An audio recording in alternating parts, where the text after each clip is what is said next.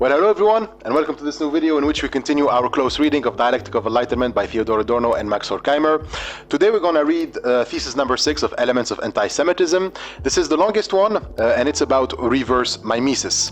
Now, what is reverse mimesis? Now, first of all, in the last video we talked about idiosyncrasies, and we explained that the fascist he clings to his idiosyncrasy, which is what alienates him from others. Like in an attempt to escape mimesis, he just alienates himself from the surrounding world.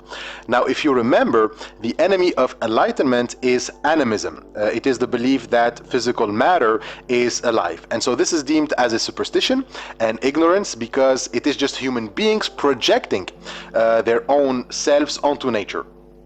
But when we arrive at anti-Semitism, we see that enlightenment is not so different from animism. It too projects itself onto the world and does it in a much violent way than regular animism, because the desire of breaking free from mimesis simply means that human reason should play the role of mimesis.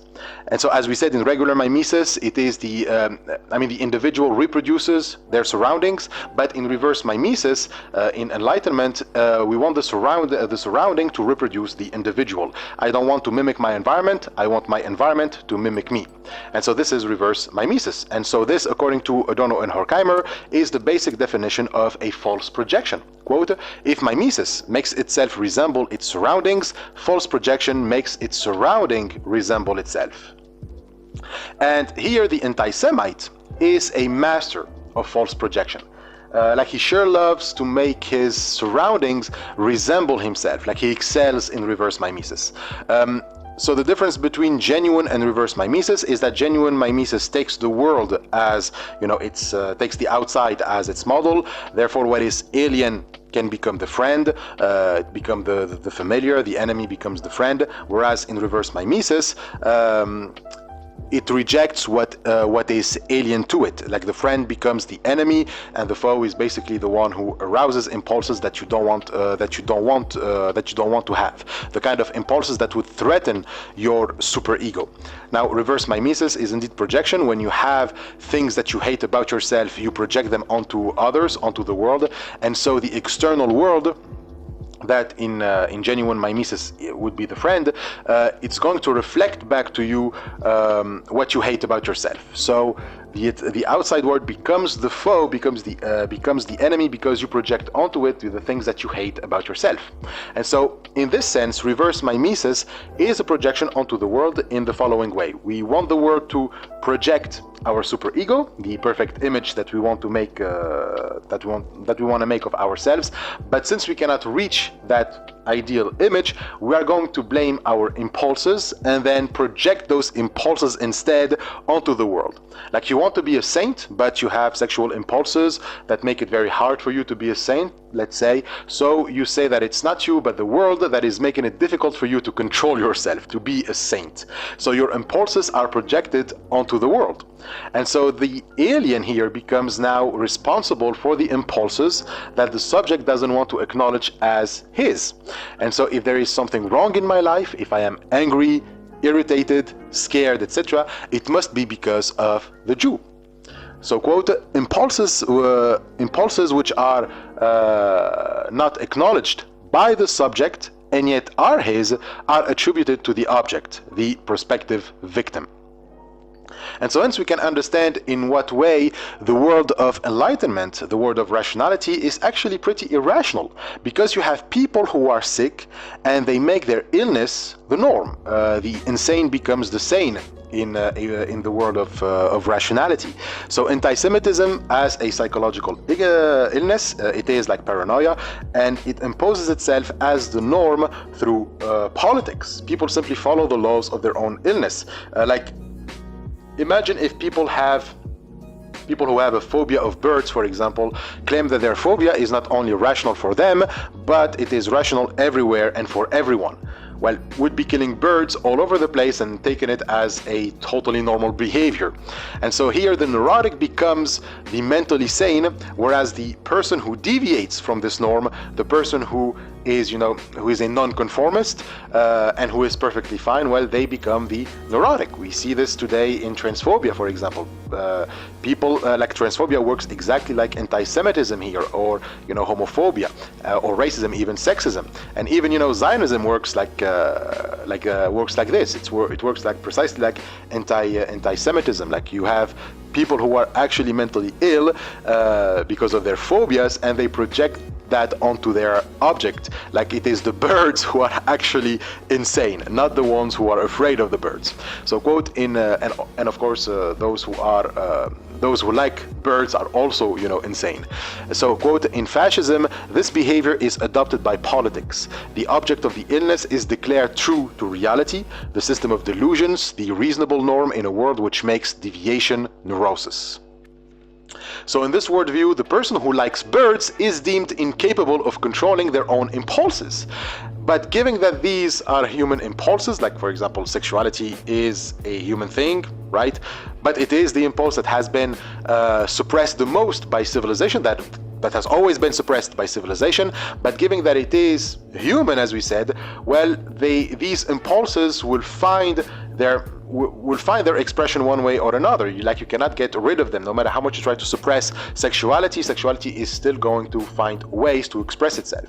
So you try to turn them into something that serves civilization. You try to turn them into something that serves a diabolical system, like the sexual energy.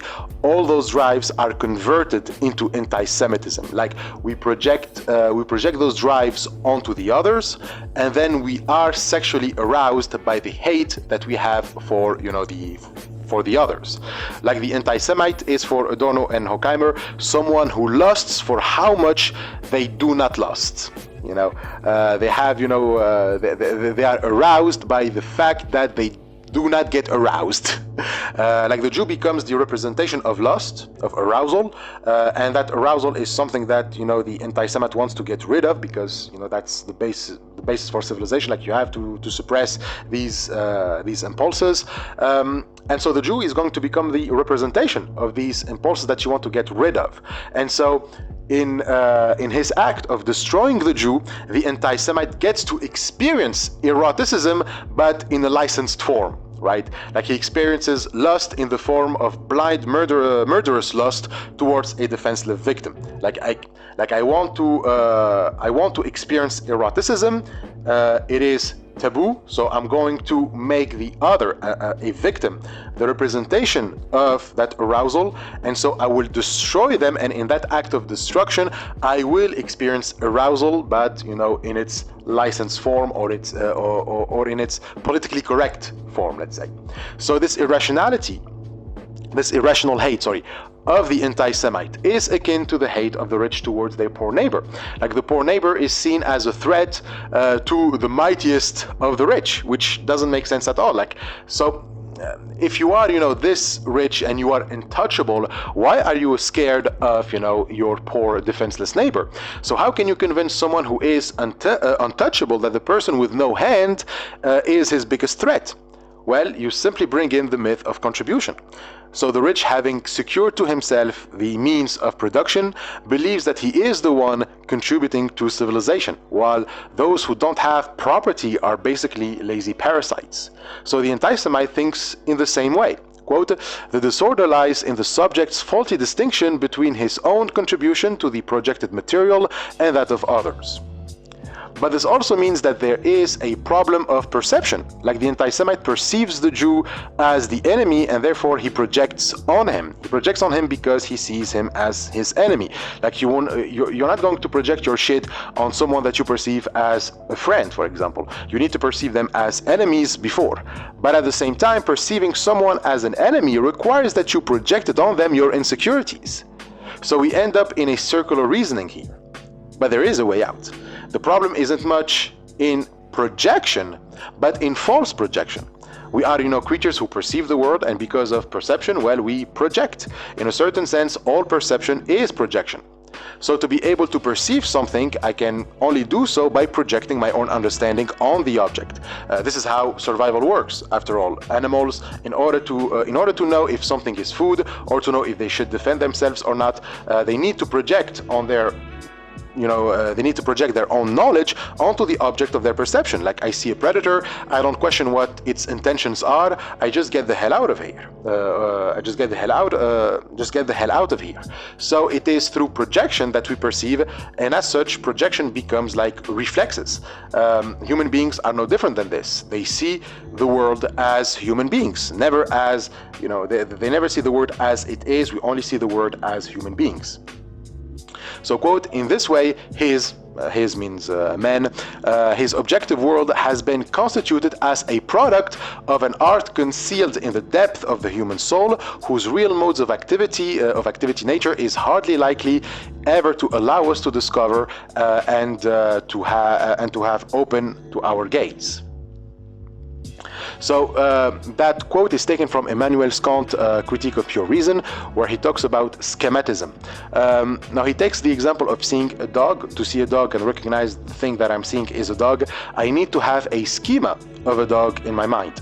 And this for Kant is the schema in question, the schematism is already existing within our minds. Like, we are born with the ability to make a schema, and we then project that schema onto the world. And so whatever fits in the schema is recognized as the object. And so the schema in question is, of course, dependent on our being. Like, the zebra will have a different, schemata from the lion. So every creature is perceiving the world differently because each one is projecting their own different schemata. So science itself, the unified universal knowledge system of knowledge, is just another tool for projection. We are not getting into objective reality with science. We are projecting a schema onto the natural world, like animals do for survival and existence. So we rely on order to survive, so we project order into the world and try to make the world fit into that order. And so this in itself is not a problem for Adorno and Horkheimer. They seem to defend a relativist notion of reality, so the fact that we project isn't an issue for them. What is problematic is what comes next. They seem to argue that there is this spontaneous form of projection that, even though can lead to errors, it still has an open window for freedom. It's kind of like magic. We are not really concerned with whether magic is true or false, but its political implications here. Like, what does it mean for the subject to believe in magic? So clearly there is a dimension of freedom in magic that is, that in magic there is a big emphasis on imagination, which always gives the impression that there is no dead end, if you want. So whatever problem we are facing, an alternative can be thought of. This is what magic is good for. So leaving projection alone means that you commit to an indeterminacy or an uncertainty that means freedom. There is always an alternative to the status quo because you don't know what is going to be projected every time. Remember, this is genuine mimesis. If you take it into account, in this talk about projection, then projection is not restrictive, but it is the prerequisite for mimesis and imagination.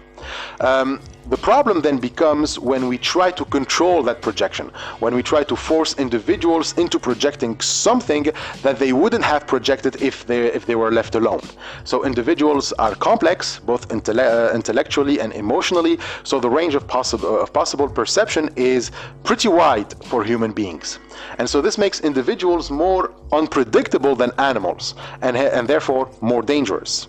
Therefore, quote, in human society, however, where both the affective and the intellectual life grow complex with the formation of the individual, projection must be increasingly controlled. The individuals must learn both to refine and to inhibit it. So, how can we inhibit projection? Well, we leave it to the economy. Economic systems have this particularity of directing human perception into more self-absorbed forms of perceptions. Like, you want individuals to be deprived of that big range of projection so that they cannot imagine different worlds from the status quo, and that starts with making them unable to form healthy relationships with one another. If atomism, like individuals are atomized, I'm not talking about actual atoms here. So if atomism and isolation become the status quo, then individuals will only project worldviews that are based on atomism and isolation. So economic interests therefore push them into making neat distinctions between, quote, their own thoughts and feelings and those of others. A distinction emerges between outer and inner, the possibility of detachment and of identification, self-consciousness and conscious. And this is what Adorno and Horkheimer mean by false projection. It is this controlled projection that leads to anti-Semitism. But before we continue any further, we need to mention that there was another famous theory of perception, which proves that even in perception there were different alternatives to understand it. This one is different from the one about projection as presented by Kant, and the authors do mention it. It's called the physiological theory of perception, and according to Adorno and Horkheimer, it holds the world of perception to be a reflection guided by the intellect of the data received from real objects by the brain. According to this view, punctual indices or impressions are registered physiologically and then ordered by the mind. So here, I do receive something from the outside world, from my senses, and then I try to reorder it in my brain. When I see an object, I am indeed receiving something from that object, and therefore I am not just projecting its image. I see an apple, and the apple is actually something sending something, like data to my eyes, like pixels, and my brain, like a computer, put those pixels together to recreate the image of the apple. And so in this sense, I reflect the apple with my intellect by rearranging the data that I received from the apple. And so this is what's called structuralism. It's based on the idea that our perception is composed with elementary simple constituents, and that by arranging them we create structures. So the apple that my brain constitutes is built by the small sense impression that I received, like the impressions that I received. It is the sum of the parts of data that I received. When I see the apple, what my mind is doing is rearranging the data into the form of the apple, or let's say the structure of the apple. And so this was the view of philosophers like Schopenhauer and other physiologists like Hermann von Helmholtz, Helmholtz. I'm not sure if I pronounce it right, but this view was challenged by what we call the Gestalists, or the Gestalt people, as Adorno and Horkheimer call them in the text. So Gestalt psychology, not to confuse with Gestalt therapy, that's a whole other thing. It is a theory that says that we do not construct structures from small parts, but that we make the parts from the structure. Like we perceive the structure first, and then we put in the parts. Like you first see the puzzle, then you put, you start putting the pieces together. And so Gestalt is a German term for form or structure. So Gestalists, the Gestalist main criticism of structuralism is that if all I receive from the outside is just sensory data, then how can I rearrange them? How can my brain, for example, convinces me that there is something more than what I just see, than these pieces of data? So one of the founders of Gestalt psychology was a guy named Max Wertheimer. Now he's not mentioned in the text, but it is to give you an example of what they meant. So Wertheimer asks how from many still images people can perceive motion. When you go to see a movie, you are just seeing many images that are passing rapidly one after the other, and yet you are seeing motion, even though every single sense perception impression that you received was a fixed image. So how can you perceive motion from fixed elements? So they say you first perceive motion and then you added the images. When you see a group of people, you don't see the individuals first, but the group, and then you see the individuals. Otherwise, you won't be able to explain the gap between the object and the representation of the object that I have in my mind. Quote, between the actual object and the indubitable sense datum, between inner and outer, yawns an abyss which the subject must bridge at its own peril. So for the Gestalts, if the structuralists are right, then the abyss can never be bridged. But Adorno and Horkheimer disagree.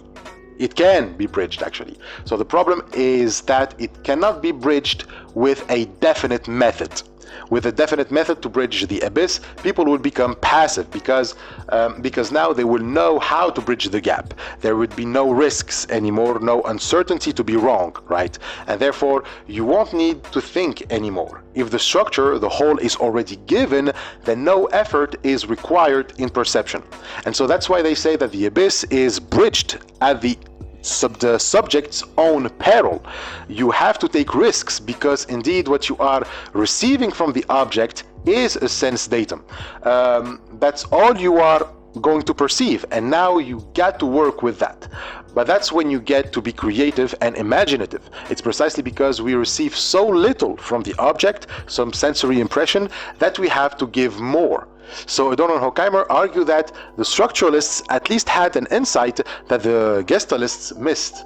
They, quote, knew more about the intermeshed relationship of subject and object than is reflected in the official logical consistency of the schools, whether neo-psychological or neo-Kantian.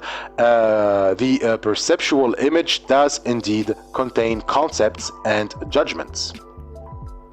So the structuralists, if you want, has to build the structure from what he just perceived. But that end result, the perceived image that he forms from just the little pieces of data, contains concepts and judgments. Like, people are capable of doing that with just a little bit from the outside. And so it is by this process that human beings come to know themselves and form their sense of self. It is through this interplay between the few traces of the world that I receive and what I manage to build with it, what my imagination, my intellectual faculties, etc. manage to do with these few traces. And so the perceptual image, the representation of the apple that I have in my brain, is a synthesis between the outer and the inner, and it is also the trace of my own existence. As they say, to reflect the thing as it is, the subject must give back to it more than it receives from it. From the traces the thing leaves behind in its senses, the subject recreates the world outside it, the unity of the thing in its manifold properties and states, and in so doing, in learning how to impart a synthetic unity not only to the outward impressions, but to the inward ones, which gradually separate themselves from them, it retroactively constitutes the self. So the self is a product of constant projection.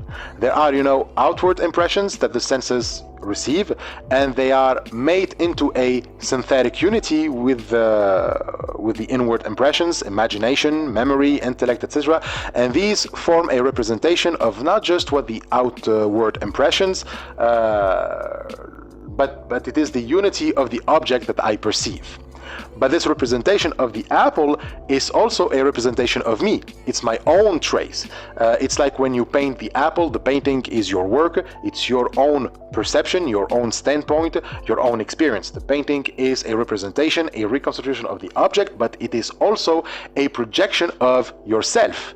And so this self is therefore the structure of the object. The structure of the apple is the self of the painter who paints it, and that's the thing that I give back when I perceive. It is myself. My own self is the unity of the world, and therefore the world reproduces itself in me. My depth is thus dependent on the outer world. Mimesis forces me to mimic the world, and in that process I can create myself and give myself back to that world. So the inner depth of the subject consists in nothing other than the delicacy and richness of the outer perceptual world. So everything depends on this intermeshing between subject and object.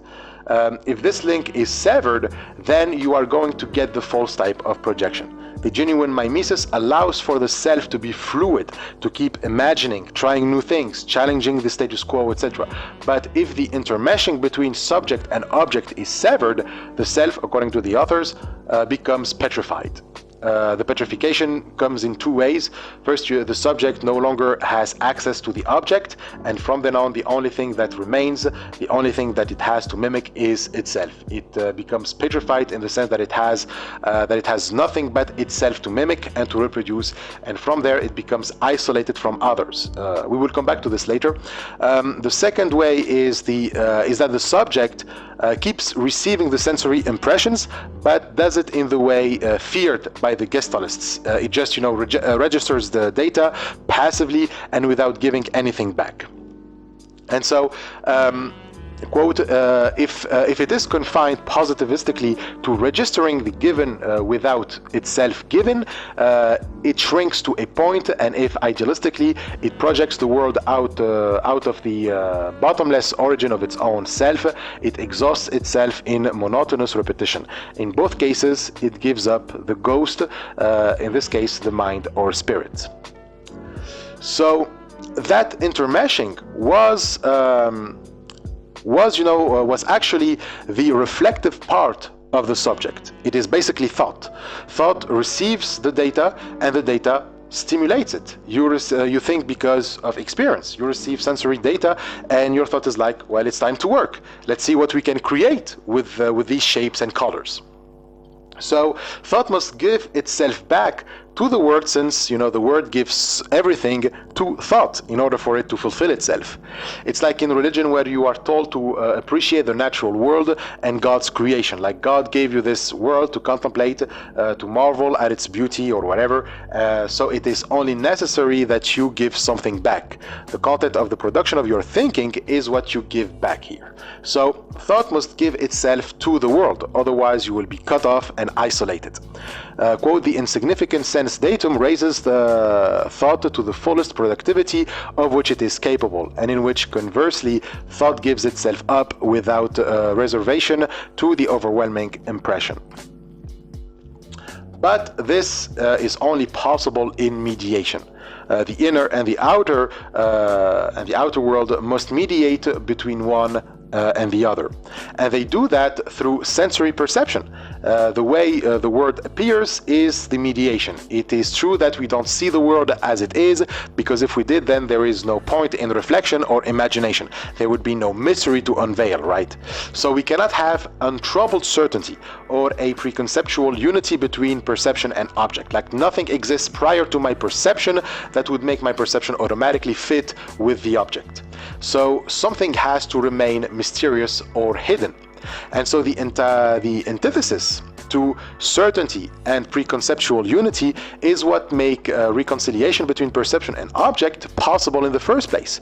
It's like, leaps of faith or something.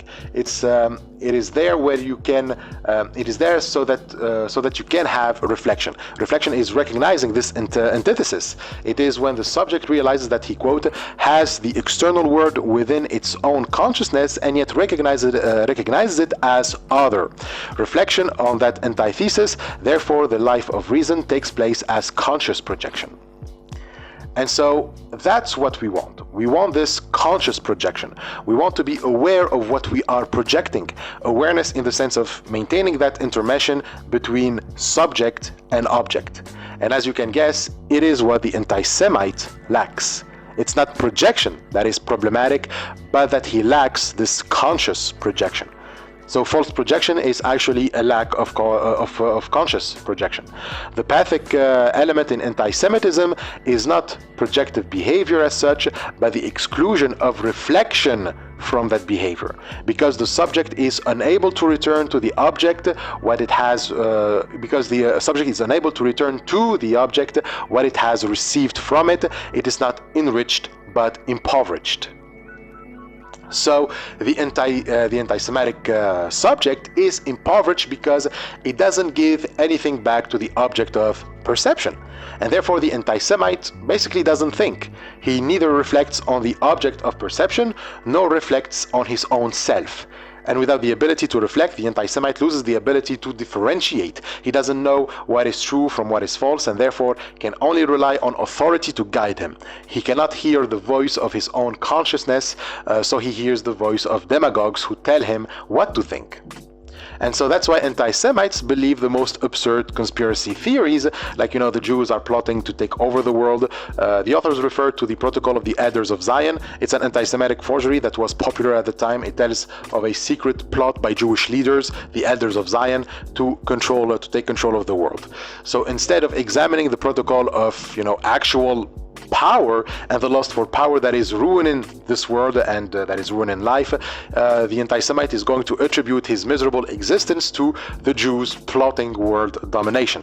And so again, this is projection in the same way that someone who is doing bad in life is going to blame his situation on others, not on a concrete system that privileges some and not others, but to other people. Usually, people who are less fortunate than he is. And so this is what is meant by it invests the outside world boundlessly with what is within itself. But what it invests is something utterly insignificant, an inflated accumulation of mere means, relationships, machinations, a grim praxis unilluminated by thought. And so this, being unable to think on their actions, on their own, power, to think on power, then the power of the system is going to take over. Like the anti-Semite regresses to the basic state of animal and just unleashes his paranoia. The only thing that makes a human being a superior animal than the rest of creatures is precisely in his capacity for, destruction. Like he destroys everything in his wake using technology and nothing else but as a tool for power.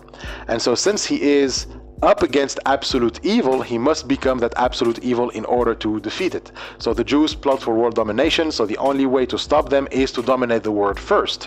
So the world, according to the anti-Semite, would be better if it is dominated by the Nazis rather than the Jews. So those who claim to be more advanced give themselves all the rights to destroy others who are not up to date. The advanced, races and the technologically advanced nations confront and kill the primitive and those who are backwards. Their megalomania turns into a persecution mania. Paranoid individuals simply cannot stop destroying everything. They have turned the world into a playground for their paranoid fantasies. Whenever they look, they see the Jews that they project repeatedly without any critical thought. They cannot even see the paradoxical positions in which they are in. They claim on the one hand that they are completely impotent, that they are the victims of a world controlled by the Jews that is, suppressing them, and at the same time they just lust for power, indiscriminately killing the Jews by the millions. The subject is at the center, the word a mere occasion for its delusion. It becomes the impotent or omnipotent quintessence of what is projected onto it. The paranoiac cannot stop. The idea, having no firm hold on reality, insists all the more and becomes the fixation. So the fixation is what we said earlier. It is petrification. It's the first way where the self is petrified and only reproduces itself. And so when it is petrified, the self becomes maniac.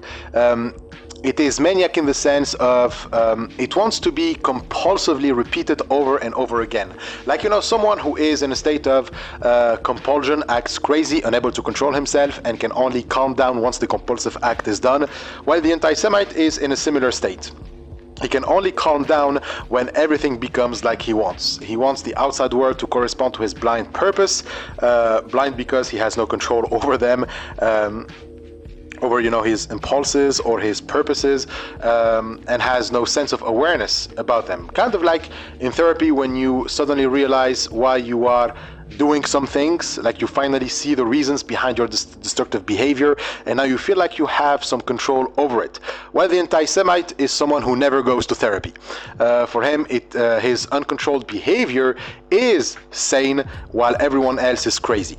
So being unable to see the blindness of his behavior or impulses, his self becomes alien from his own self, actually. Like his self becomes an abstract idea that simply hangs above all these above his behavior and impulses. Like the self becomes an abstraction, meaning that it has no contact with reality, even with itself. Like the behavior, impulses, and all of that. Like the self becomes an abstraction even from inner reality, not just the outside world, but even the inside. And since it is through contact with reality that the self becomes dynamic, the self of the anti-Semite remains fixed and petrified, kind of like Daphne when we talked about Daphne and Apollo last time. It is static and has no frame of reference except itself. So it becomes totalitarian. It keeps repeating itself because being cut off from reality, it has only itself to mimic. It's in this way that it is totalitarian. There is nothing else but itself to mimic. Hence, the mania, like in Greek, mania means to be outside of oneself, when one loses complete control over themselves and become ignorant of who they are. This too isn't in the book, but it is a good way to better understand what is happening. Like philosophers like Plato didn't like poets because he believed that when they make poetry, they enter into a state of mania. It was believed, for example, that when poets make poetry, it's not the poet but the muse who is singing in their place, and because of that, poets have no idea about what they are saying, and that's why they cannot be trusted. They have no grasp on reality because they are not even having a grasp on who they are, at least when they are producing poetry. Now, of course, the authors reject this theory of Plato, who also didn't like mimesis. He thought that the more we imitate, the further we stray from the truth, and poets were, in his eyes, the masters of mimesis. So poets keep us in the wrong. But Plato, although his analysis is problematic when it comes to poetry, would definitely make sense if instead of poetry he talked about ideology and propaganda, which is more likely what he had in mind. So it actually makes sense to say that the anti-Semite is in a state of mania. He's cut off from others and trapped in a never-ending manic episode. The anti-Semite, grows some sort of God complex. He wants everything to reflect the sameness that he is made of. Quote, it is as if the serpent which told the first humans, ye shall be gods, ye shall be as gods, had kept his promise in the Paranoic. He creates everything in his own image. He seems to need no living thing, yet demands that all shall serve him. So everything for the anti-Semite must reflect his own self. Like you cannot get more egoistic than that. If the anti-Semite was an astrologer, then the stars would somehow be related to the Jews, and they must, either bring the ruin of his enemies or his own ego. If he gets into philosophy, he comes up with weird theories about world history, as if the world history moves around his little battle with the absolute evil with a long nose. And if he gets into rationality, well, he either brings terror or extermination. If things go this way, if things go his way, everyone dies. If nothing goes his way, everyone dies too. So this is how much he is compulsive. Whatever happens to the world, it must be related to himself. He is always the hero of the world, the center of the universe, whether as the one who will save the world, or the tragic hero who loses to fate because fate was unleashed against him. And here's the most fucked up part. Like, people dig this. Like, people are into the anti-Semite. He is really attractive in the same way that women are attracted to men who lust for power, for example, who can handle her, who have, men who have no scruple, who don't hesitate to destroy their enemy, and who then threatens even even his allies, who even treats his allies like shit. Just as women adore the unmoved paranoid men, nations fall to their knees before the totalitarian fascism. The paranoid element in the devotees responds to the paranoiac as to the evil spirit, their fear for conscience to his utter lack of scruples, for which they feel gratitude. They follow the man who looks past them, who does not treat them as subjects, but hands them over to the operations of his many purposes.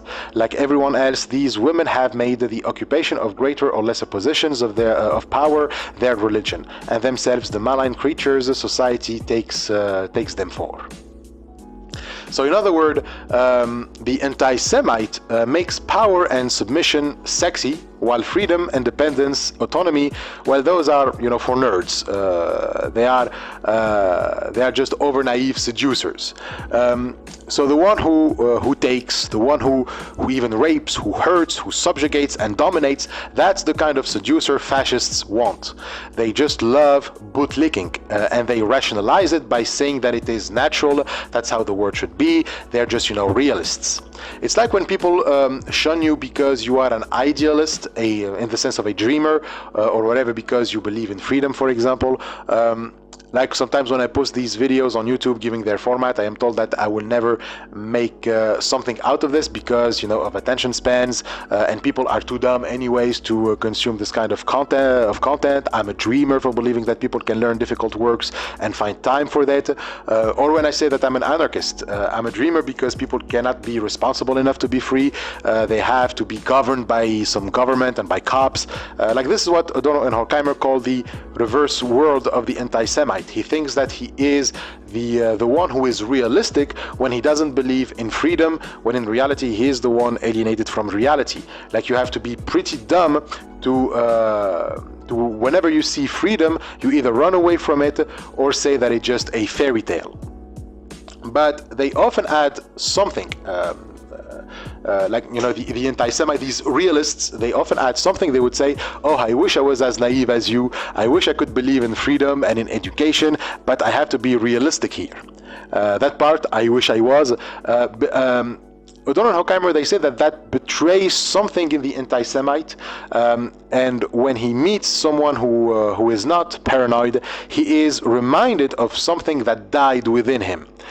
In the trusting look of the non-paranoid, they are reminded of the spirit which has died in them, because they see outside them only the cold means of their self-preservation. To be touched in this way awakens in them shame and rage. So the anger against the idealist and those who dream of freedom makes them sick because they couldn't maintain that spirit in them. They had given up to power and they don't like what they become. So the word that they try so hard to lust for is a word that in reality they don't want to lust for. It's like, you know, when someone hurts you and you convince yourself that you can do nothing about it. So you force yourself into becoming a masochist. But deep down you still long for freedom, to be free from the hurt, to be free from, you know, toxic people who hurt you. So it's like when you cannot stand it to see someone peaceful and happy. You cannot help but say that they are naive or they are stupid.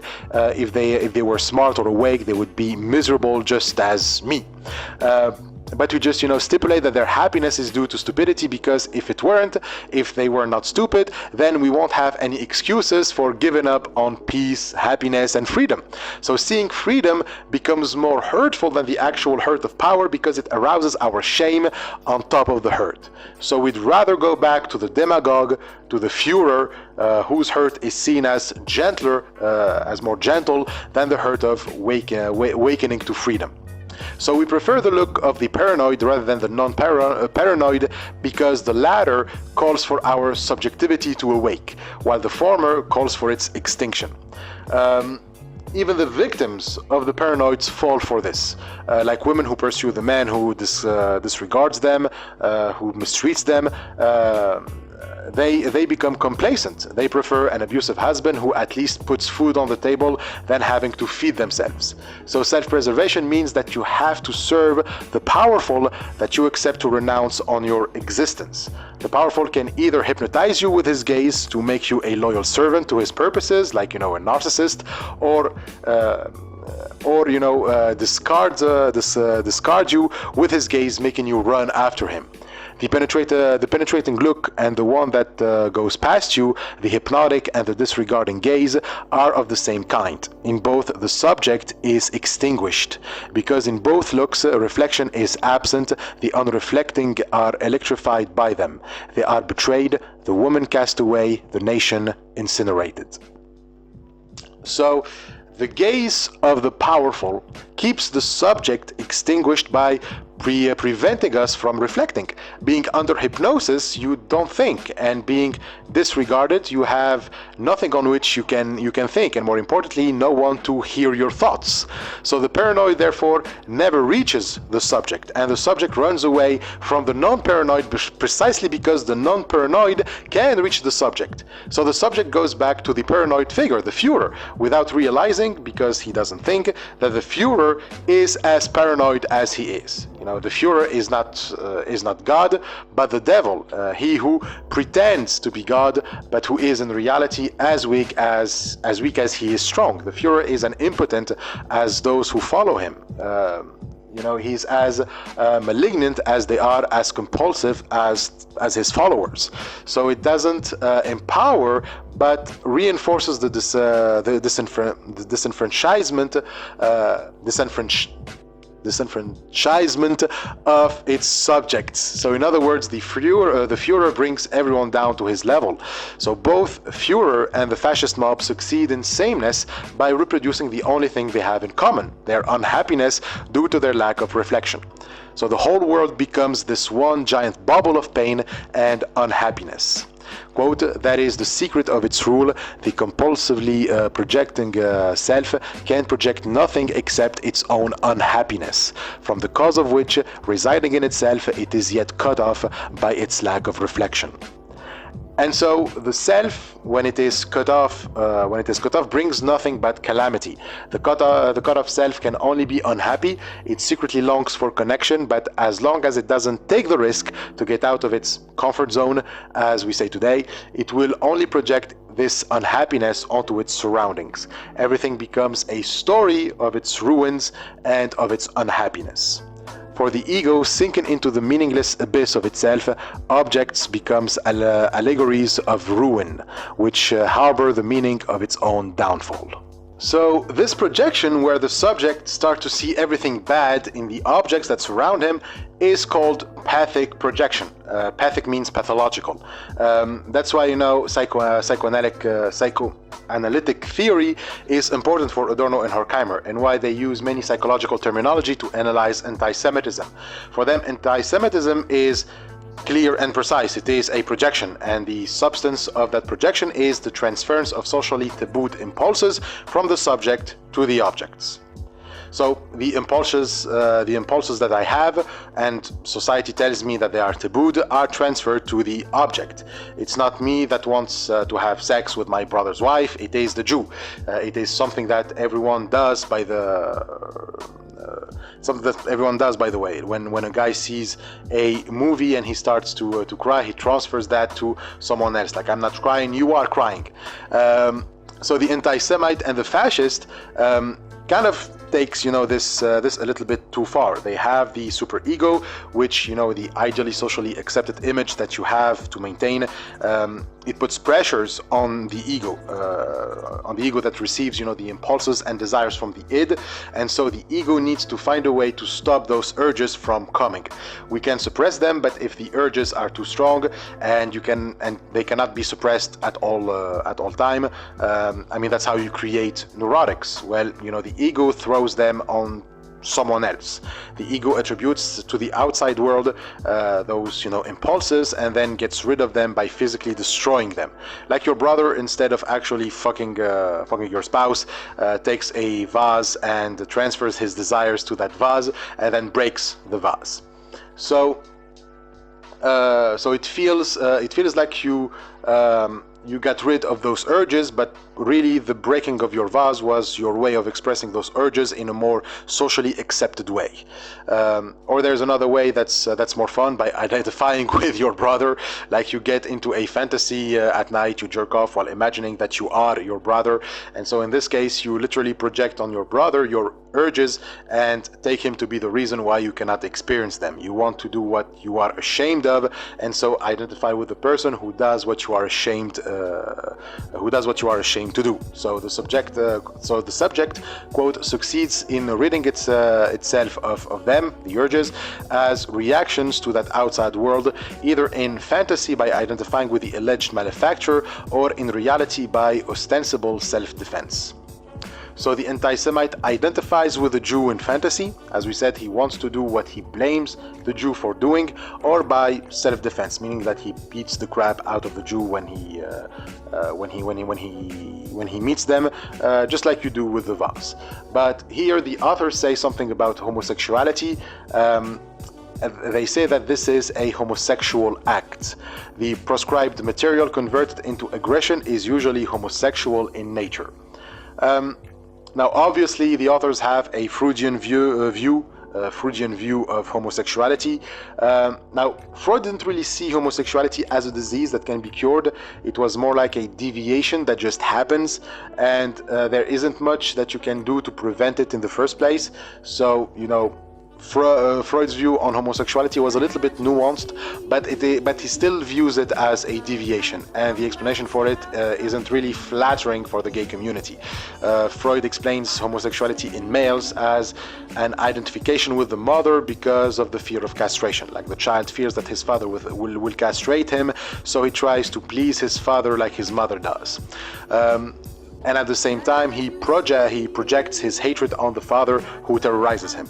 As the authors say, through fear of castration, obedience towards the father preempts castration by adapting the conscious emotional life to that of a little girl, and hatred of the father is repressed as endless rancor.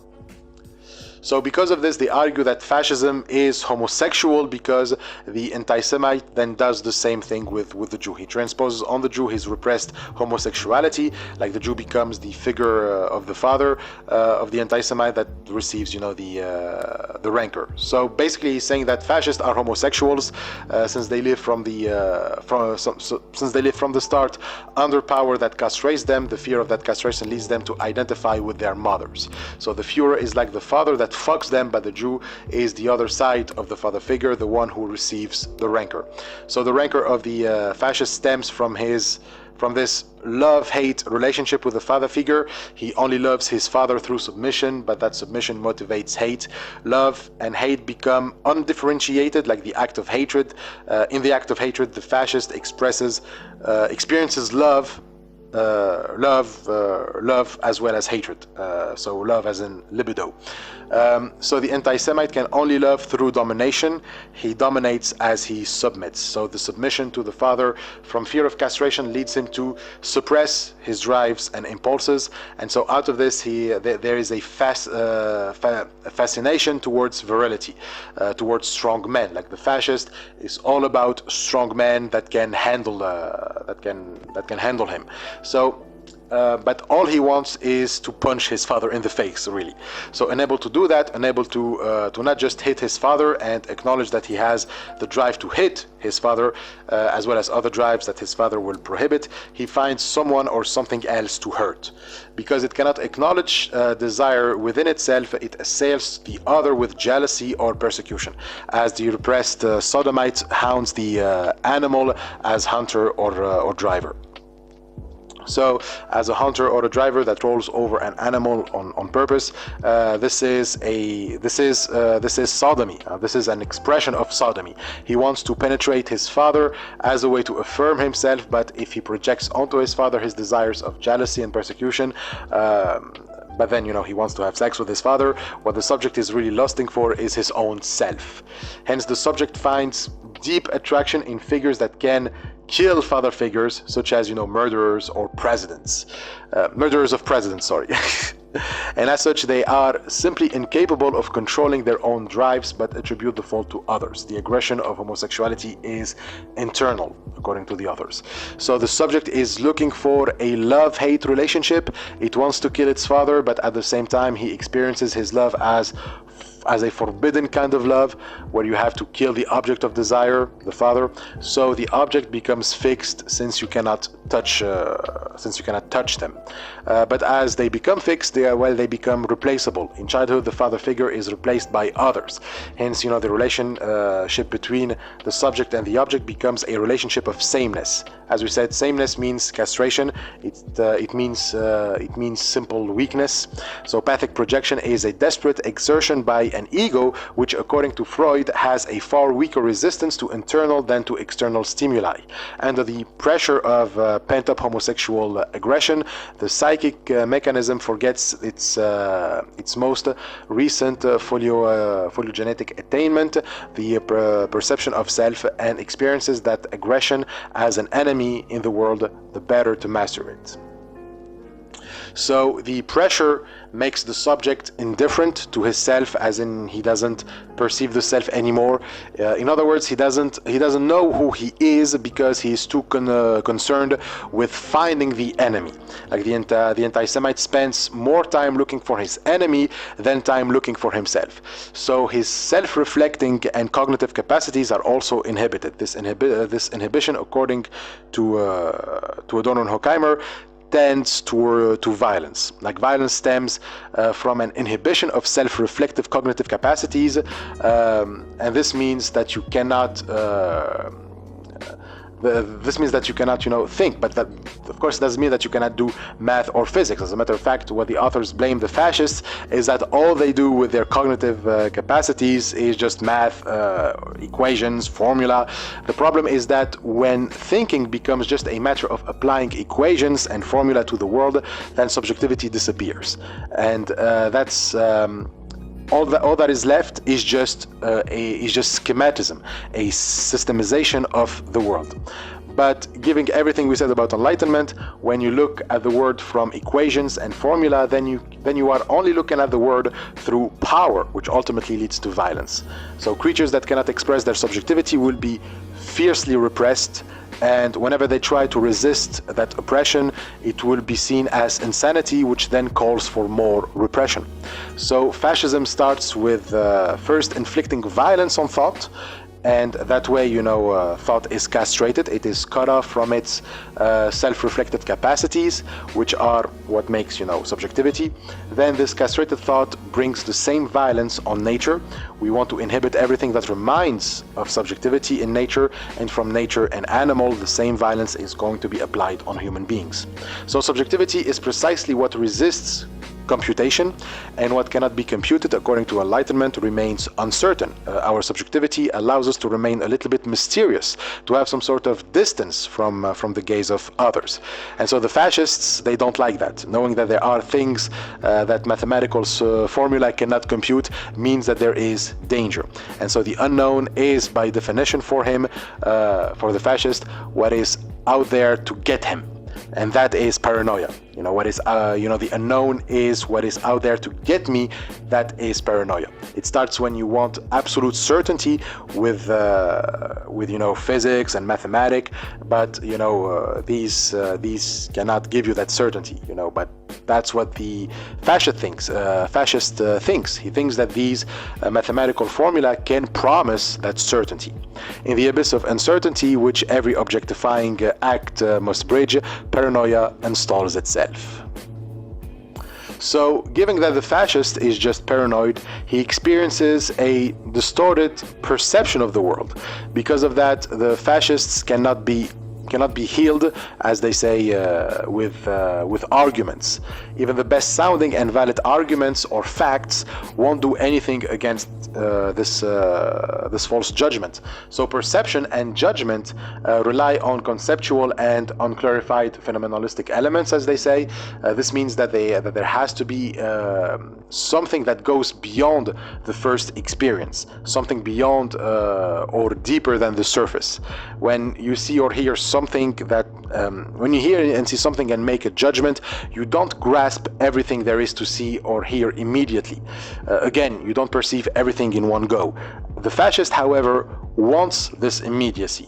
Like we said, mediation is important, but for the fascists it is not. First impressions never lie for him. He wants a world in which first impressions can be reliant. Or he can be reliable. So you can try to use arguments to convince them that they are wrong. They won't be affected, because if the argument concludes something different from what he thinks from the first impression that he got, then the argument must be wrong. It must be an illusion or some sort of trick that you are playing on him.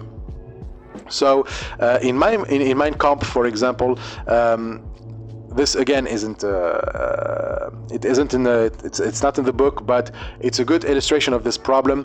At one point, Hitler talks about the Protocol of Elders of Zion, and says how Jews would say that it is a forgery, and that there are no proof of of such things, of such conspiracy. And Hitler answers with, the fact that they deny the protocol is what you would expect from a Jew.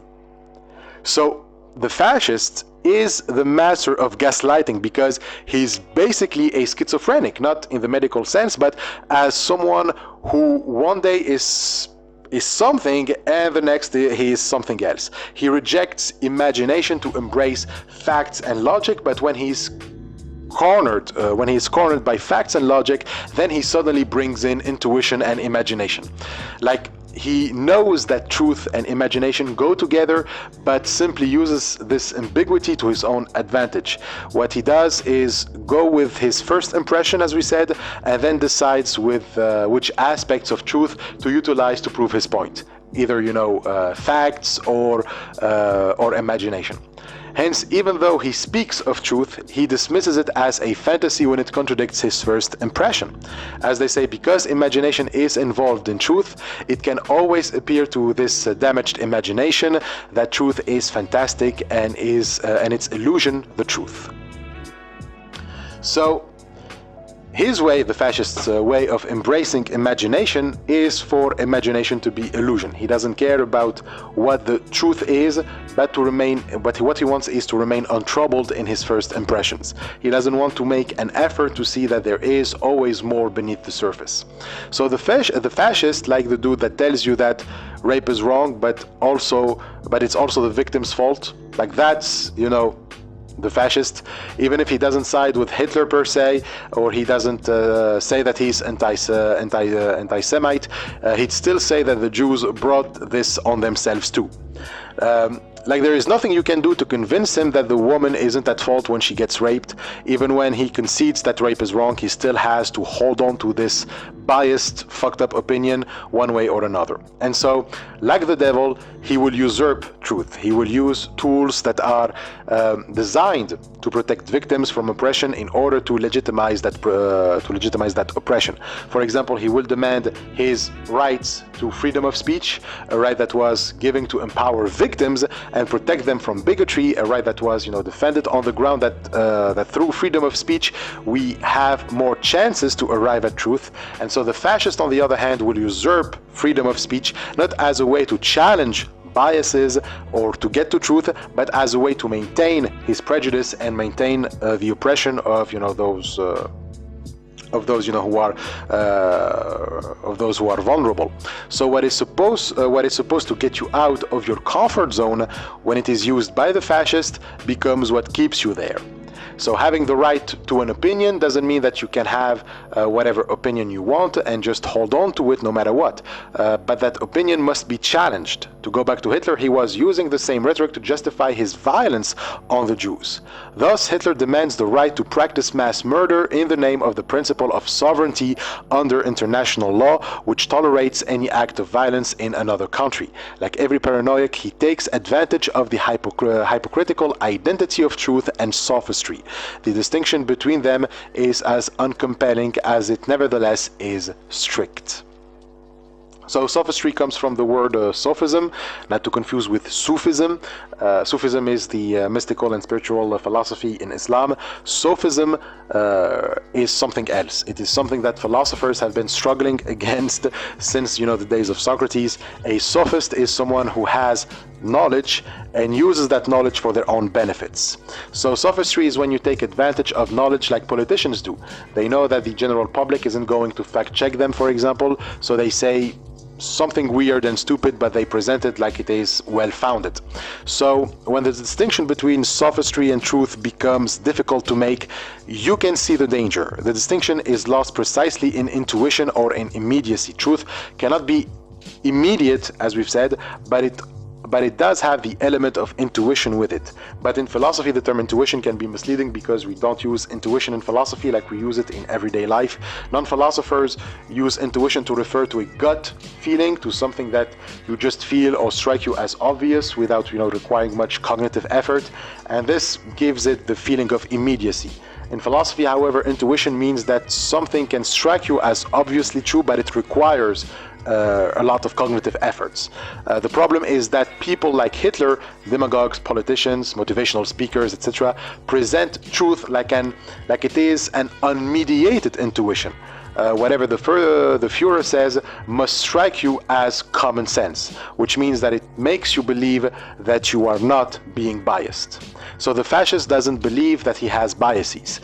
But for Adorno and Horkheimer, there is no such thing as someone who doesn't have a bias. So the fascist is not in immediacy, there is a mediation. He is not seeing the world as it truly is, but through his own prejudice.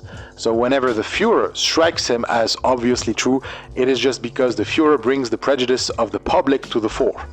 Perception is only possible insofar as the thing is already apprehended as determinate, for example, as a case for a genius or type.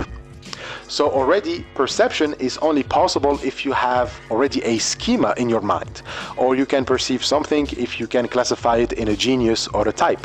That's what we mean by determinate. So even then, your classification is a mediation to allow you to apprehend perception.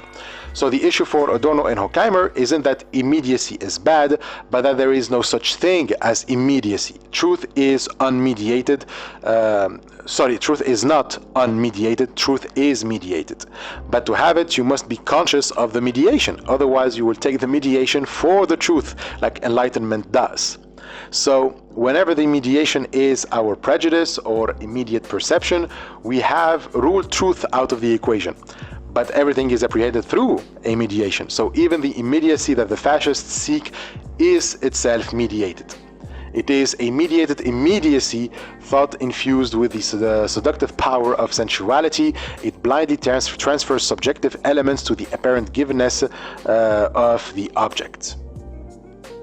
So if he only believes in sensory immediacy, he needs the mediation of prejudice to apprehend that data.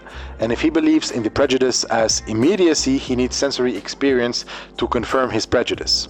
So we are still in a transference. The subject transfers his subjective elements, what he gets from the first impressions, to the objects that he perceives. Since he doesn't suspend since he doesn't suspect that he is doing that through mediation, he doesn't suspect that he is being manipulated. And therefore, we get to the importance of philosophy. Philosophy is the discipline that keeps you awake to mediation, so that you know when it is bringing you closer to truth and when it is leading you astray. You remain self-conscious, but not in the bad way we often use that term, as aware of your insecurities. As they say, only the self-conscious work of thought, that is, according to Leibnizian and Hegelian idealism, only philosophy can escape this hallucinatory power.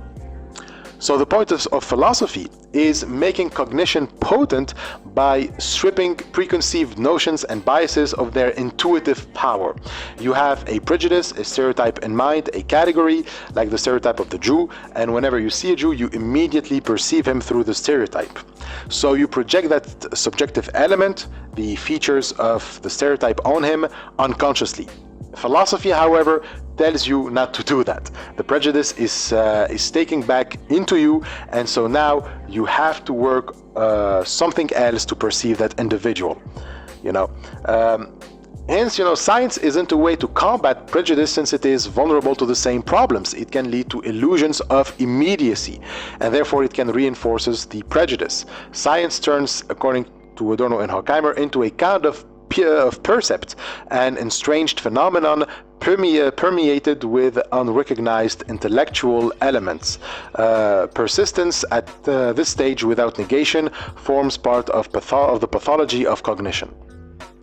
So, indeed, the fascist is sick. He has a cognitive disability, just like a drug addict who cannot think straight because of his addiction. As they say, the subject which naively postulates absolutes, no matter how universally active it may be, is sick, passively succumbing to the dazzlement of false immediacy. So, this false immediacy serves just to give comfort to the fascist, to reassure him that his judgment is true and therefore he doesn't have to think about it. But that runs against the nature of judgment, which according to the authors is illusion. But that illusion, in order to be maintained as truth, needs another illusion prior to it, and that is the false immediacy. Your judgment is an illusion, but if it's an illusion and you know it is an illusion, then it's not reassuring anymore. So you need an illusion so you don't figure out that your judgment is an illusion. So judgments here is taking not as something you actually thought about, but as but a judgment that you made through false immediacy, like when you judge someone based on prejudice. So judgments in their reality are isolated and relative, and so no matter how much people can try to take advantage of that right to your opinion stuff, like they will say that their judgment they'll say their judgment starting with "in my opinion," or "for me," or "from what I've seen, Jews are blah blah blah." That gives it a sense that they are at least aware that their opinion is just isolated and relative, meaning that it's not truth. It cannot be a certainty. But no matter how much they try to paint themselves as relative, in reality their judgment is a fixed one. However much a judgment may stress its isolation and relativity for the purpose of self-correction, it must assert its own content, no matter how cautiously formulated, as something not merely isolated and relative. So if the judgment isn't fixed and is indeed isolated and relative, then it is open to correction. That's what we mean by relative. It's not to say that anything. It's not to say anything goes. So if you ever noticed, relativists of this kind are skeptical about others' belief, but never apply it to their own beliefs.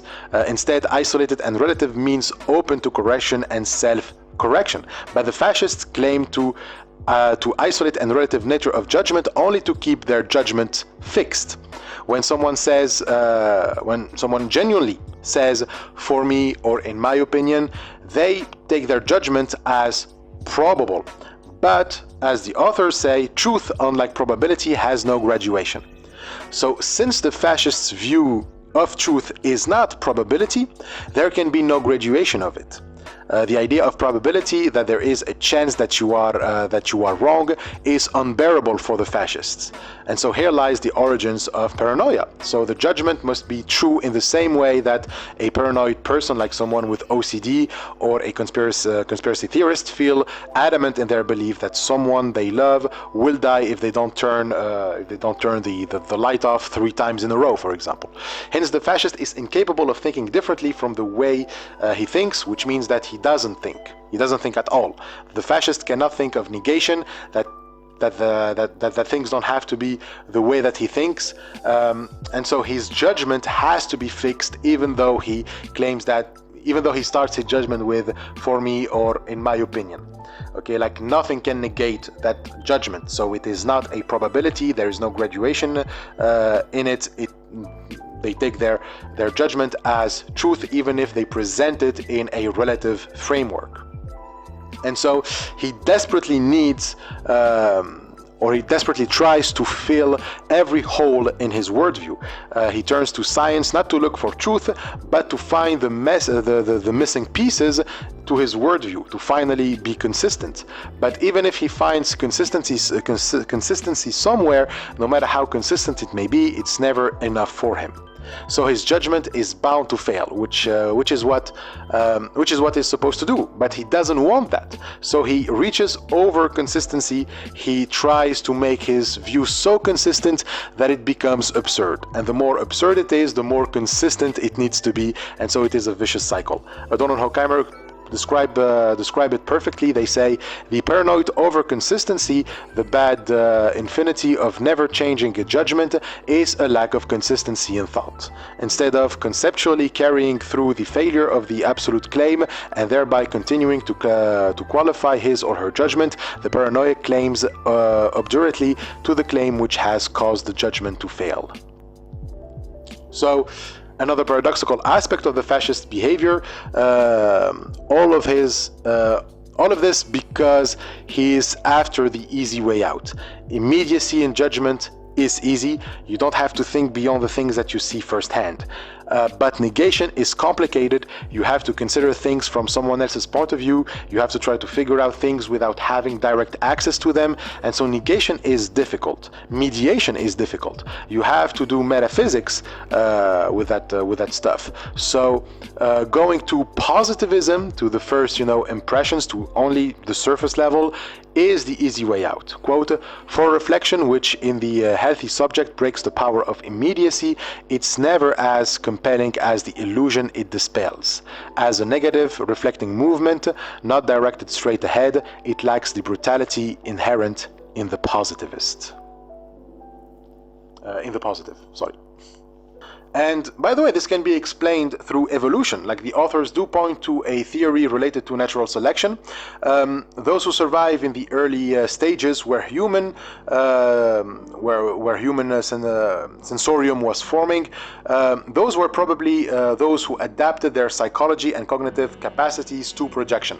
Those who didn't think, who were in the immediacy mentality, passed on their genes, where those who were into primitive metaphysics didn't. Like their environment kind of dictated what their psychology should look like. It's like their surroundings impaired their abilities to thinking beyond the strictly pragmatic. So we can say that the hallucinatory power of objectifying of the objectifying act, when you make everything into an object for your own instrumental purpose, we can say that power had some merit in our evolution, and it's maybe that which makes it very difficult to snap out from. They even point to how that kind of thinking is present in science today, where the most fruitful advances and results of science came from a demand to put some limits to thought. Like you cannot have the steaming engine if you let your thoughts wander in metaphysical speculation. So the environment, the surrounding dictates what and to what extent you can think. So social pressure is no different. The anti-Semite is simply obeying the limits of his surrounding, like the limits that his surrounding happens to impose on him. Like in science, there is a demarcation of the fields of thought. You cannot think differently. You cannot, negate what we thought or what we told you about the Jews. Otherwise, the species will die. So it is also related to comfort, the idea that we now rely on technology to such a degree doesn't really take us out of the natural state, of the state of nature. It is just its continuation. Technology dictates the limits of our thoughts, or to our thoughts, the limits to our thoughts, and therefore keeps us more entrapped into comfort and conformity. Paranoiacs cannot step outside a complex of interest designed by their psychological fate. Their mental acuteness consumes itself within the cycle drawn by their fixed idea. As human ingenuity is liquidating itself under the spell of technical civilization, paranoia is the shadow of cognition. So in this view, paranoia is a behavior that is done for the sake of self-preservation. Animals that are paranoid tend to have higher chances of passing on their genes. Those who seek to eliminate doubt, everything that can be, a potential danger, so those who are, constantly craving for comfort would survive, while those who wouldn't see the potential danger die. It's like, that saying that if you don't consider everyone your enemy, you will eventually get stabbed in the back by your ally. But the fact that we have to self-preserve ourselves doesn't mean that self-preservation must govern everything that we do. What Adorno and Horkheimer argue for is that if self-preservation becomes the goal of every single action, then you will end up with self-destruction. When something tries to totalize everything, it reverts into its opposite. Hence, for the authors, there is something that must be kept safe or kept away from this principle of self-preservation. Something has to be preserved, which self-preservation doesn't allow for. And that something, for Adorno and Horkheimer, is culture. The false projection, which is, projection of the principle of self-preservation on absolutely everything, threatens culture. Culture is what, makes us think. That's where negation happens. In culture, we are no longer seeking self-preservation, and therefore the limits put on our cognitive capacities by society and our surroundings are, lifted, or they are broken. So culture is like an intellectual limit breaker. It lets education reach its denied potential and not limited to the practical and pragmatic demands of its time. If today we value computer science, marketing, and engineering more than we value literature and philosophy, it's because we are still living within the principle of self-preservation. The market, the economy, they demand, some limits on our education in order to guarantee our survival. So we grow like the fascists. We grow half-educated. Quote, such projection threatens to dominate everything which goes beyond self-preservation, culture. False projection is the usurper in the realm of freedom, as of culture, paranoid is the symptom of the half-educated.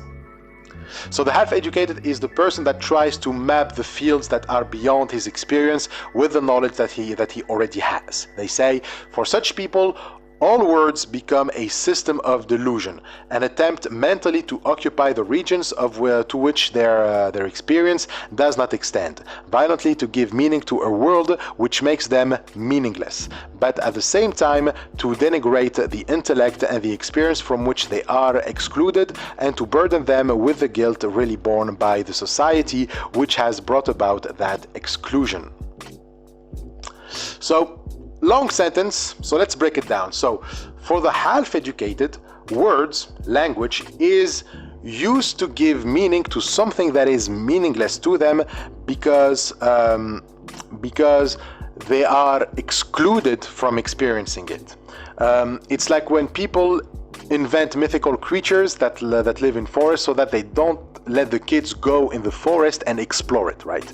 So they have mapped the forest with creatures from their imagination when they never really ventured into the forest. And therefore, anyone who learns about the forest by exploring it will bring a knowledge and an experience that will be denigrated because it's a knowledge and experience that were excluded by the knowledge and experience of the villagers. And then the villagers will put the guilt on those who live in the forest, when in reality they are projecting their impulses on the forest dwellers. Like those who explore the forest, the villagers want to go in there too. They have the desire to explore as well, but it's a desire that was excluded by their village. So the villagers put on limits to what is allowed to be known and experienced. Whatever lies beyond that limit, if it cannot be reached by the current knowledge approved by the village, it is then viewed as a heresy. While in this scenario, the explorers are more like the scientists and the villagers like the superstitious fanatics, the reverse is also true. The villagers can become the scientists, while those who believe in magic and mythical creatures become the forest explorers. So whatever the case may be, the half-educated is just that. He doesn't want to go beyond his imposed limits and projects his desires for trespassing those limits on others, and then blames them for having those desires. So his knowledge acts more as a defense mechanism to convince himself that he is not betraying his real desires. He requires truth to have a clear conscience, to feel that he cannot blame himself for not going where his education moved him to go. So truth isn't looked for by the anti-Semite because it is what education is about, but because it serves his psychological denial. He knows that there is a breach between his inward and outer self, between individual fate and social law, between appearance and essence. He experiences this breach on a daily basis. He feels that there is something wrong, that there is legitimate truth to his suffering, but that breach is precisely what calls him from the forest. The answers to the breach are there in the forest, but his society prevents him from going there. So the only way for him to cope is to hypostatize his knowledge as truth. What is familiar must be truth, and that way he hopes to convince himself that there is no reason to go into the forest. And those who do must be crazy because they reject truth. They may not simply accept what is already given, completely passively, unlike the uneducated, but as the authors say, nevertheless the half-educated reach out stereotypically in their fear of the formula which suits their need, now to justify the disaster which has happened, now to predict the catastrophe still to come, which is something disguised as a regeneration. Like, you know, when people sometimes try to explain everything with a simple formula so that they can feel good about themselves, it's like when they use their belief and knowledge to justify their bad faith. This is like Sartre when he talks about bad faith. It's like a defense mechanism that people use to deny their responsibility and freedom. Even people who are not anti-Semite will do this. For example, when they try to explain the Holocaust as something that was inevitable. It was fate, it was written in the stars. Or weirdly, when they say something like, I don't have anything against the Jews, I'm just following science. Science tells me that these people are fucked up, so I'm just going to say that they are fucked up. But it's not prejudice, it is science. So these are all behaviors of people who are in sects or cults. They give away, responsibility to some obscurantist science and charismatic gurus so that they can be relieved of the political responsibility of their views and actions. In 1940,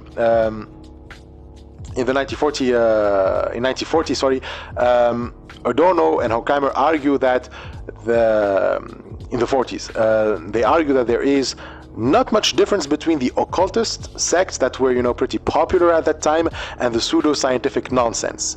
Quote, relief is provided by the dire conventicles and panaceas, I think that's how it is pronounced, which put on scientific airs while cutting off thought. Theosophy, numerology, naturopathy, eurythmy,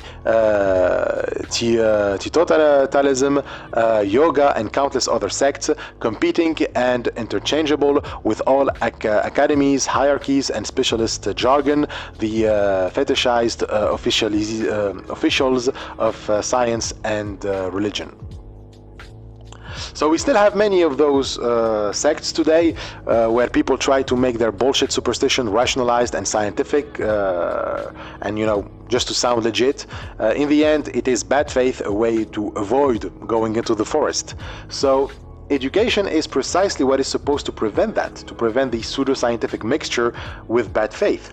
But education itself is becoming dependent on the economy, on market demands, and so now it is withering even more. The masses are becoming more and more vulnerable to this kind of manipulation. And so the problem is that these obscurantist systems in the past didn't have the tool to establish themselves everywhere. When they become pseudoscience, that's when you have to be alarmed. Belief in astrology or yoga or magic for this at this point isn't the problem in itself. These beliefs in the past were not totalitarian, and so they maintained self-contained paranoia. The paranoia wasn't unfettered because it doesn't have the scientific jargon that can make it difficult to contain or to counter. You had culture which kind of kept them in check. Just because they were so rationally elaborated and specific, they left room, at least above them, for culture and mind, which conceived as spirit were their true medium. Now, of course, civilizations that believe in magic have, magic in their culture, but without this scientific mentality that came with Enlightenment. It was that culture that allowed for thought about magic to even be possible. Like, magic wasn't permeating everything like with science. Like, magic itself admits a space beyond itself, whereas science doesn't. If it's beyond science, then it doesn't exist or is irrelevant. So it allows for spirit and culture to exist and for mediation to be a thing, because paranoia didn't have such a potent means to unleash itself as in science. As they say, indeed, to an extent, they countered paranoia. Now he means magic, astrology, yoga, all of those things. But it's important to explain this more. Here they make a reference to Freud's book, Totem and Taboo. They quote the second chapter of the book, Taboo and Emotional Ambivalence. And so it's from the last page of this of the chapter, and there Freud talks about neurosis. As they say, Freud calls neurosis, even rightly in this instance, a social formation. They endeavor to achieve by private means what is effected in society by collective effort. So what's up with this? So a neurosis for Freud emerges when people want to do on their own what is done by the collective. Someone who has OCD, according to Freud, is someone who wants to do by himself what the institution of religion is doing. Like, we have some drives and civilization tells us not to have them, so we repress them, but they still find ways to emerge, right? And that can be quite frustrating because we feel like we are alone in fighting them. However, when it is the whole collective that is repressing those drives, the repression becomes less violent. Institutions allow people to socialize with each other, and that feeling can give us reassurance. It can compensate the drives that were repressed. They can give us confidence and calm down the urges or the frustration from, suppressing those urges. But when you are on your own, it becomes extremely difficult to contain those drives, and so you put even more pressure on yourself to the point where you act in an absurd way. Clearly, when someone partakes in a ritual organized by a religious institution, they will appear less frustrated than the one with the compulsive need to turn the lights 3 times in a row. So, in this sense, the neurosis is a social formation. It is a formation that happened outside of society. And according to Freud, the asocial formation is a parody or a caricature of the social one. Like, here's a quote from Totem and Taboo. This is right before the quote given by Adorno and Horkheimer. "It might be maintained that a case of hysteria is a caricature of a work of art, that an obsession neurosis is a caricature of a religion, and that a paranoid delusion is a caricature of a philosophical system." So that's from the Totem and Taboo in volume 13 of Freud's complete work, and the translation is by James Strachey. So we can see that the paranoia is the paranoid is someone who wants to make a philosophical system on his own, without the collaboration of others, if you want. And that's not good. When someone tries on their own to make a whole system, a whole systematic worldview, they will run into some fucked up difficulties. They will hinder and impede their intellectual faculties instead of deploying them. And even more alarming, with everything that we said, this depleted model of the intellect becomes the norm everywhere if we live in individualistic societies. Individualism brought with it science, because science is the perfect tool for a paranoid.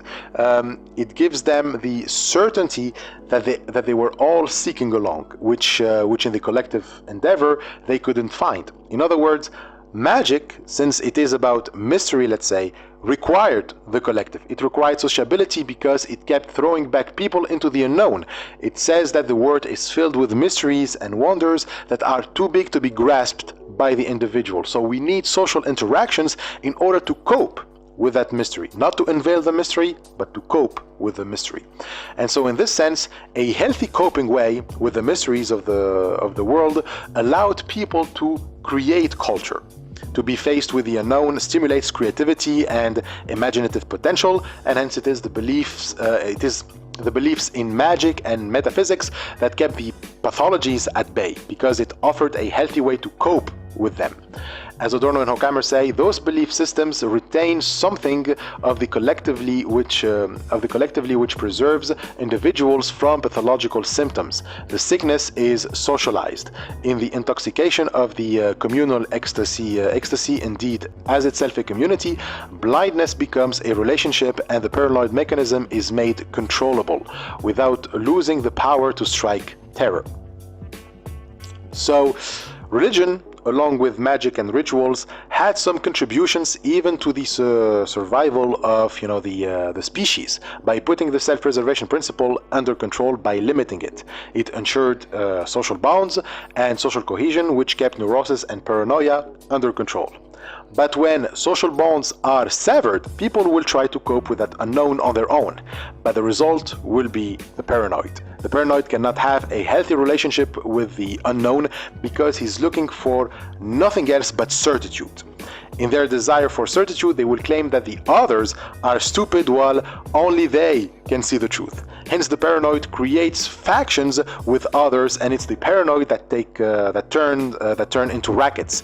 They now look for nothing else but power, a victim on whom they will project their own insanity. And so their insanity becomes sane and rational, while the sanity of others becomes insanity and irrationality. And so this paradox makes them appear like the real marginal ones, but if individualism becomes the norm, then the collective dynamic will shift into pseudo-collectives, groups made of members who don't share anything between them except their individual paranoia and their constant self-projection onto others. So you have in the end humans that long for humanity by excluding themselves and others from that humanity. So fascists exclude the Jews from humanity, while at the same time they excluded themselves from it with their social formations. And hence you got a pathological collective. The collective formed by anti-Semite is a collective that maintains itself as it destroys itself. So the more it excludes, the more it persecutes, the more cohesive it appears. So the cohesion is pathological because it is based on exclusion, the opposite of what cohesion is supposed to bring. And so instead of controlling paranoia, instead of limiting it, the fascist collective only unleashes it. The collective becomes a playground for terror. The only relief that the members of this collective can feel is that their paranoia is approved and imitated by the others. Its normal members believe their paranoia by participating in the collective one and cling passionately to the objectified collective approved forms of delusion. Now, it is worth noting that liberalism had its benefits. Like liberalism is founded upon the idea of property, as you know. This did play a role in limiting paranoia. For example, the authors say that with bourgeois society, education and culture spread, driving paranoia into the dark corners of society and the psyche. So, indeed, property was a way for emancipation, since it guarantees an unalienable right in which the individual can be free from market demands. In the private sphere, the individual is giving his sacred space where he can engage in creative activities, fulfill his educational purposes, etc. However, at the same time they add, but as the real emancipation of humanity did not coincide with the enlightenment of the mind, education itself became sick. So education, which was supposed to liberate the individual from reification, was now contributing to that reification. The problem is that since education now became a private affair, and here we are talking about private in the sense of the individual soul, for example. When you go to school, you get an education, but even though the purpose of public education is to make emancipated citizens that resist the practical demands of the market, meaning that people's worth is still determined inwardly rather than externally, the fact that you get an education made education just a tool to arrive at the job market and to survive in the market. And as such, education cannot protect the individual from reification. The education itself becomes part of reification because education cannot keep pace with social reality. On the other hand, it isolates itself from it. It's like, you know, when we, what we said happened with Kant's theory on beauty, which we mentioned in the culture industry. By trying to stay away from the market, culture lost its contact with social reality. But on the other hand, and this is more what Adorno and Horkheimer are focusing on, it's rather social reality that didn't keep pace with educational consciousness. And in both cases, consciousness becomes incapable of resisting reification. Educational consciousness, if you want, its goal is to produce culture. It is to produce something beyond the principle of self-preservation. And so in this sense, educational consciousness, which was stimulated by religion, metaphysics, and magic, was advanced. But the social reality was putting limits on consciousness since it traps it into the principle of self-preservation. Culture becomes a tool for the reification of consciousness here. And so it doesn't allow consciousness to flourish anymore or to evolve, but to simply acquire information, to process it like a computer in order to satisfy a pragmatic need. So culture was entirely commoditized, disseminated as information which did not permeate those who acquired it. Thought becomes short-winded, confines itself to apprehending isolated facts. Intellectual connections are rejected as an inconvenient and useless exertion. So thought is basically neutralized because it is not allowed to draw spiritual or intellectual conclusions anymore. Those are deemed superstition and therefore useless. When someone gets into culture, it's just to learn some facts that they will use not to evolve as human beings, not to create, connection with others and with the world, with nature, but simply to survive. We get an education to get a job, to do the task that the boss asks of us, and that's it. It's like we are computers. A computer stores knowledge, and that's it. It stores and waits for you to tell it what to do next.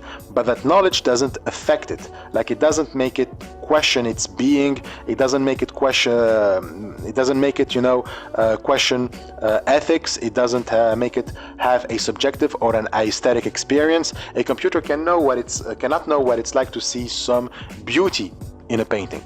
So Adorno and Horkheimer argue that this is what Enlightenment has turned us into, warehouses for knowledge, for facts, and nothing more. Hence, we may have more facts than those who came before us, but we are in no way smarter or freer than them. And as a matter of fact, we are closer to animals. We have regressed more back to the state of immediacy. Like, the animal experiences the world through immediate experience, whereas the older societies, they transcended the animal way of existence. Hence, we have unleashed paranoia because what was keeping it in check, we have judged it to be nothing more but superstition. And so, in the quote, in this way, the self-reflection of the mind, which counteracts paranoia, is disabled. So the late capitalism that Adorno and Horkheimer lived through was just that, a world of half-educated people who, like the sophists back in the days of Plato, used knowledge for their own practical gain. Gain in politics becomes the ultimate criteria for truth. And so what is true is what allows me to dominate and beat my opponent. So the half-educated is by nature a racket. Fascism, therefore, can only emerge when knowledge becomes half-education. It's also worth noting that the word half-educated has a subtle meaning. In German, the word Adorno and Horkheimer use is Halbbildung. So halb means half in German, and Bildung means educated. But the Bildung has a philosophical meaning as well. It's not just education, but it's also growth. To be educated means to grow, to elevate oneself and to build oneself. For the German, Bildung has a component of spiritual awakening, but also of genuine experience with the world. It is based on subjective experience and hence on freedom. But when we say that you are half educated, this suggests that something is missing from education, that we got only half of it. And that missing part is the other. It is morality. The presence of other people is completely neglected by the half-educated. Hence, the authors bring to our attention that what they are advocating isn't some sort of inward spiritualism. They even criticize those who put all emphasis on the inward self, like for example Dostoevsky. They write, contrary to the ideas of Dostoevsky and the German apostles of inwardness, conscious consisted in the self's devotion to something substantial outside itself, in the ability to make the true concerns of others one's own. So just focusing on yourself isn't enough. As a matter of fact, that can even serve even more the illusion of freedom. The subject can only exist in dependence with others, in caring for others. Without that relationship, the subject is neutralized, which is exactly what happens in late capitalism. Even spirituality and internal growth is used for the sole purpose to succeed economically and not to help or care for others. It's just, to build individual resilience so that you show up to work the next day with the dream of taking, your boss's place one day. Hence, personal experience, when allowed, is more to isolate you and make you more oblivious to the experiences of others. It just makes you sick, like the paranoid neurotic that we mentioned earlier, who wants to do everything on his own. So the result precisely is that you no longer care about others. The economic apparatus has nullified the individual at such a point that he cannot even consider ethical or moral matters anymore. As long as he is doing his job, as long as he's following orders, he doesn't have to think about moral matters. Individuals' responsibility for themselves and their dependence is replaced, although still under the old moral title, by their mere performance for the apparatus. So the individuality of each is too based on a performance for the apparatus. As long as I am being the man, like the stereotype of masculinity tells me to be, I don't have to worry at all about moral implications. And likewise, women too must follow the stereotypes of femininity imposed by the patriarchy without further questions. Everyone is doing a job.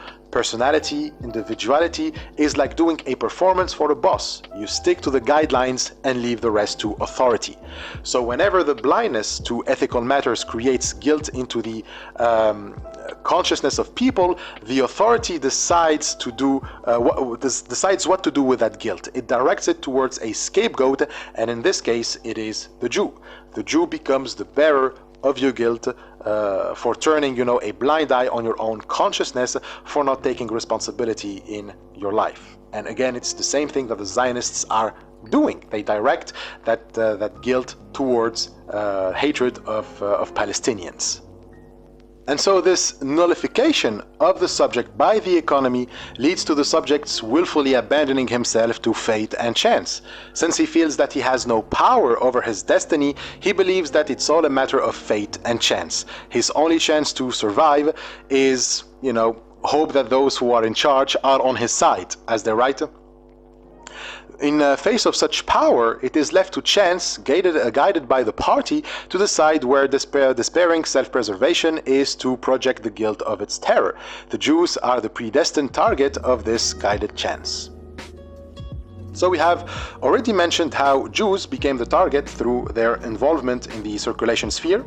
The circulation sphere, if you remember, is where money value is exchanged. It's where markets regulate prices. But the Jews were targeted as those who interfered with the right price of things, and therefore they were seen as parasites who were adding some unnecessary steps between producers and consumers, which led to a hijacking of prices. So Jews, becoming the figure of the bank, had the image of the mediation between producer and consumers. But like with the rest, the mediation had to vanish even in the economy, which leads to monopoly, which then leads to the replacement of the economy by politics. Wealth and politics become intertwined once the circulation sphere vanishes. So when it vanishes, owners of capital merge with state apparatus, and therefore they outgrow competition. And without competition, well, they become totalitarian. The figure of the Jew, therefore, represents everything that the totalitarian regime hates because it limits its power. Things like, quote, happiness without power, reward without work, a homeland without frontiers, religion without myth. All of these are features of the ruled that are outlawed by the ruling class. They represent a threat to its power. So I've already explained what happiness without power means and what reward without work is when we discussed work many times already. A homeland without frontiers is quite obvious, and religion without myth is basically spirituality without the reliance on the control of nature. But the authors also warn that this is only possible, like the rulers can only suppress those features if the ruled themselves give up on them, if the ruled turn into objects of hate too. Like the masses due to the trauma that they are experiencing can, while not necessarily abandoning those features, try to unite with them through destruction. This is what the authors call the negative of reconciliation. Reconciliation, according to Adorno and Horkheimer, is the highest concept of Judaism, which means that Jews also have the responsibility to bring an end to the persecution and oppression, not just theirs, but everyone. And likewise, the masses must embrace those features of Judaism and recognize the contribution of the Jews to the world and to history. Like a word that is human, let's say, a real revolution to usher real communism is impossible as long as Jews are persecuted and not recognized for their humanity. And as such, the authors claim in a paradoxical way that this would fulfill the fascist desire. Going toward a human society from a fascist one is, according to the authors, the fulfillment of the fascist desire, but by contradicting it. Such step would fulfill the fascist lie by contradicting it. The Jewish question would indeed prove the turning point of history. So the asterisk there is a reference to Marx's essay on the Jewish question. It is a controversial essay that he wrote in 1843 about another philosopher, Bruno Bauer, and what Bauer thinks about the Jews. The Jewish question, if you remember, was what to do with the Jews now that countries became secular. Now, it's the famous essay in which you have the critique of human rights. Also, that's in the first section of the essay. The second section is the one that is more problematic because, according to some, it is anti-Semitic. So Marx basically says this. From the first section, Bauer argues that religious identities are not compatible with human rights and therefore cannot have a place in free society. If the Jews want their political emancipation, they have to give up on their religion. And Marx there makes the criticism that human rights are not universal, but are the rights of the bourgeois men, and so they don't guarantee any real emancipation, and that a secular state doesn't mean a state without religion. He develops this further in the second section, that there is a religion in the European secular world, and that religion is the worship of money. Money is the god of the modern world, according to Marx, and he goes further by saying that this god is the god of the Jews. Like the Jews were pragmatic people, and as pragmatics they cared only about egotism. They are hucksters who are only after the money. But Christians were like the theoretical Jews. They are Jews who didn't care much about what is pragmatic, but then the Christians reverted to egotism, and when human rights showed up, they were just like the commandments of the god of egotism left by Christians, which is money. So for Marx, today's secular society is basically a society that is still living through the doctrines of Judaism, and he ends his essay by saying that the Jews will only be emancipated if we emancipate society from Judaism. Now, that kind of gave the essay its anti-Semitic twist, since it reinforces the stereotype of the Jew, being a money grabber. It's again, that's again the image of Shylock, but there is still a debate over whether or not the essay is anti-Semitic, and anyways, it's not really relevant. The relevance here is that clearly Marx does put Judaism and Jews at the center of struggle for human emancipation. He also makes this distinction between human and political emancipation and argues that Bauer only considers the latter but not the former. So we can say that the Jews will indeed play a turning point in history, since Judaism has a big role to play in emancipation. And the big role it has to play is basically it has to wither away, to go away. But Adorno and Horkheimer argue that it is not by emancipating society from Judaism that we will get there, like Marx thought. And of course, fascists can find something here in Marx's analysis, although they will have essential differences. The fascists don't think that you have to get rid of Judaism but of Jews, because they see Jews not as a religious group but as an ethnic group. But they have this in common with Marx and Adorno and Horkheimer, which is that the Jewish question will play a turning point in history. For Marx, the Jewish question is important because it is what will lead to whether or not we reach communism. For Marx, Judaism must disappear like all religions, but for the fascists, the true liberation only happens when it is the Jews themselves who will be gone. But Adorno and Horkheimer say that the emancipation of the Jews will give the Jewish question a central role for human emancipation, but neither by exterminating them nor their faith. Instead, they argue that it is by embracing the teachings of the Judaism that human emancipation is possible, and therefore there is a philosophy for the Sikanun, for the here and now. Like emancipation is possible right now, and Judaism already brought what is needed, the idea of reconciliation, and another one which we will come to soon. And because of that, because of the emancipatory potential in Judaism, they argue that the human emancipation will depend on whether or not we rise against the madness of progress or give in to it. Quote, a radical change would depend on whether the ruled, in face of absolute madness, could master themselves and hold the madness back. Only the liberation of thought from power, the abolition of violence, could realize the idea which has been unrealized until now, that the Jew is a human being. So reconciliation is therefore what protects from dehumanization. To consider the Jew as a human being means that we break away from stereotypes by liberating thought, that we abolish violence, and we make the ideals of enlightenment and liberalism a reality. And the classless free society is the purpose of this reconciliation. By making reconciliation a fundamental aspect of Judaism, the authors then mean that a world without Jews by persecution is a world devoid of humanity, and as such it is important for people to educate themselves. The ruled masses, including Jews, can become half-educated as well, they can take their features, like the fascists take science as a way to numb their consciousness and to avoid responsibility. They can use reconciliation through hatred and destruction, kind of like, again, Zionism today. And to avoid the negative of reconciliation is to consider another important aspect of Judaism that the authors bring, which is expectation. The longing for the classless society, holding to the real ideals of emancipation, is at the root of expectation. When we expect, we give ourselves to others, to have faith in them, to trust them. So to expect is to see the humanity in others and to conquer the sickness of the mind. The negative of reconciliation is a product of pathic projection, which we argued is a mental and cognitive disease, and its remedy is culture and education.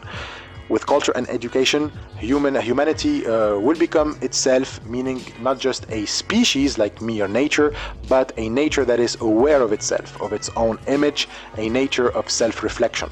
So the goal of education is to always make us aware of of what and of who we are, to be, you know, questioning what we are doing, what we are thinking, and not just applying rules mechanically like machines. So this is, according to Adorno and Horkheimer, the way towards emancipation, both individual and social. It is through real education that we can counter false projection and the negative reconciliation. So only then the Jews can be emancipated, and that they don't have to imitate the evil that they try to run from, and by, you know, extension, all human beings and animals will be free from oppression. Quote, the individual and social emancipation from domination is the counter movement to false projection, and no longer would Jews seek, by resembling it, to appease the evil senselessly visited on them as an oil, as on ale the persecuted, whether animal or human beings. Okay, so that's it for this sixth thesis. Next week we will look at the seventh and last thesis on elements of anti-Semitism, and after that we will start reading from the final chapter of the book. And as always, I hope that these videos are helpful, and as always, thank you for